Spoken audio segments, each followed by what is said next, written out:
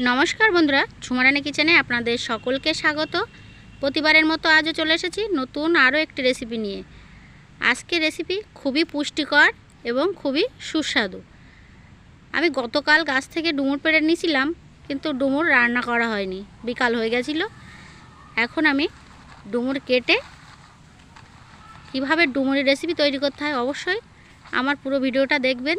আশা করছি আজকের রেসিপি আপনাদের ভালো লাগবে, আর ভালো লাগলে অবশ্যই একটি কমেন্ট করবেন, একটি লাইক করবেন, আর পারলে বন্ধুদের সঙ্গে একটি শেয়ার করবেন। চলুন তবে দেখে নেওয়া যাক ডুমুর কিভাবে কাটতে হয়।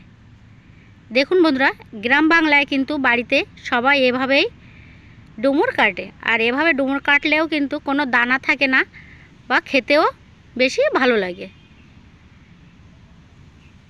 একইভাবে আমি সব ডুমুর কিন্তু এখানে কেটে নিয়েছি, মানে আমার যতটা লাগবে ঠিক ততটা ডুমুর আমি কেটে নিয়েছি। এখনও কিন্তু অনেকটাই ডুমুর আছে,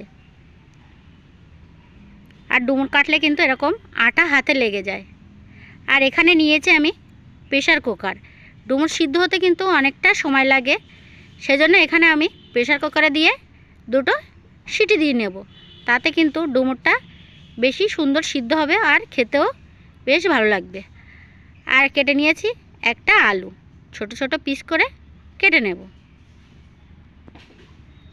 আর অবশ্যই ডুমুরে আলু দিতে হয়, আলু দিলে ডুমুর বেশি সুন্দর হয়, না হলে কিন্তু ডুমুরটা একটু খসখসে হয়, আলু না দিলে খেতে ভালো লাগবে না। আলু আর ডুমুর আমি ধুয়ে নিয়েছি, আর প্রেশার কুকারে আলুও দিয়ে সিদ্ধ করে নেব।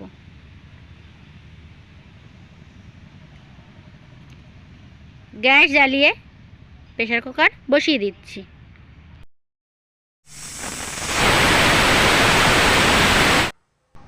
দুটো সিটি দিয়ে আমি প্রেশার কুকার নামিয়ে রেখেছি, আর বসিয়ে দিচ্ছি একটা কড়া। আর কড়াইতে ভেজে নেব গোটা জিরে মরিচ, শুকনো লঙ্কা আর ধনে, আর নিয়েছি গরম মশলা, ভেজে নেব। আর এই সব মশলা কিন্তু যদি ভাজা মশলা দেওয়া হয় ডুমুর কিন্তু বেশি স্বাদ হয় খেতে। মশলা ভাজা হয়ে গেছে, নামিয়ে নিচ্ছি। আর এখানে আমি ভেজে নিয়েছি চিংড়ি মাছ। আজকের রেসিপি হবে আমার ডুমুর দিয়ে চিংড়ি মাছের রেসিপি। আর ডুমুর দিয়ে চিংড়ি মাছ রান্না করলে কিন্তু সবথেকে বেশি ভালো লাগে, আর ডুমুর নিরামিষও ভালো লাগে। চিংড়ি মাছ ভাজা হয়ে গেছে, নামিয়ে নিচ্ছি। ওই কড়াইতে দিয়ে দিচ্ছি আরও খানিকটা তেল। আর এখানে আমি ডুমুর জল ঝরিয়ে নিয়েছি।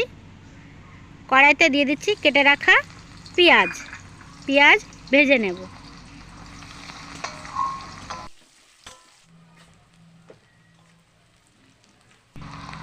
পেঁয়াজ লাল লাল করে ভেজে নিয়েছি। এখন দিয়ে দিচ্ছি বেটে রাখা রসুন ভেজে নেব। রসুন ভাজা হয়ে গেছে, রসুন থেকে কাঁচা গন্ধ চলে গেছে। এখন দিয়ে দিচ্ছি বেটে রাখা আদা রসুন পেঁয়াজ ভালো করে কষিয়ে নিয়েছি।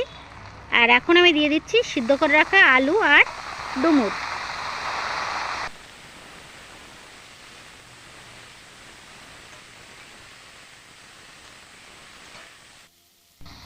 দিয়ে দিচ্ছি স্বাদ মতো লবণ, আর দিয়ে দিচ্ছি পরিমাণ মতো হলুদ গুঁড়ো।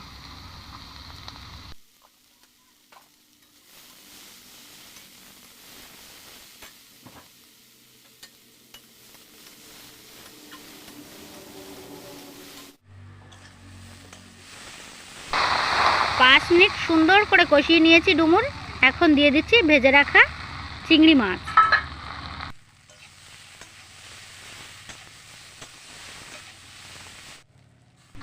একটু নাড়াচাড়া করে নিয়েই দিয়ে দিচ্ছি পরিমাণ মতো জল। আর এখানে আমি নর্মাল জলই ব্যবহার করেছি।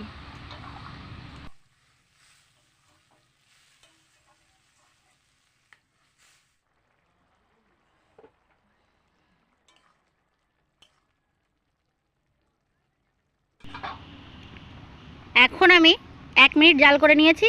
আর এখন দিয়ে দিচ্ছি ভেজে নিয়েছিলাম যে মশলা, বেটে নিয়ে দিয়ে দিলাম। আপনি যদি ইউটিউব থেকে দেখে থাকেন অবশ্যই আমার ইউটিউব চ্যানেলটি সাবস্ক্রাইব করে নেবেন, আর যদি ফেসবুক থেকে দেখেন অবশ্যই আমার ফেসবুক পেজটি ফলো করে নেবেন নতুন নতুন ভিডিও পাওয়ার জন্য। মশলা একটু আগেই দিতে হবে, মশলা দিয়ে একটু ভালো করে জাল করে নিতে হবে, তাহলে কিন্তু বেশি সুন্দর হবে। এখন দেখুন আমার ঝোলটা কিন্তু শুকিয়ে এসছে, এখন আমি নামিয়ে নিয়েছি। আজকের রেসিপি আপনাদের কেমন লেগেছে অবশ্যই আমাকে কিন্তু কমেন্ট বক্সে জানাবেন। আর আমার পুরো ভিডিওটি দেখার জন্য অসংখ্য ধন্যবাদ। আপনারা ভালো থাকবেন, সুস্থ থাকবেন।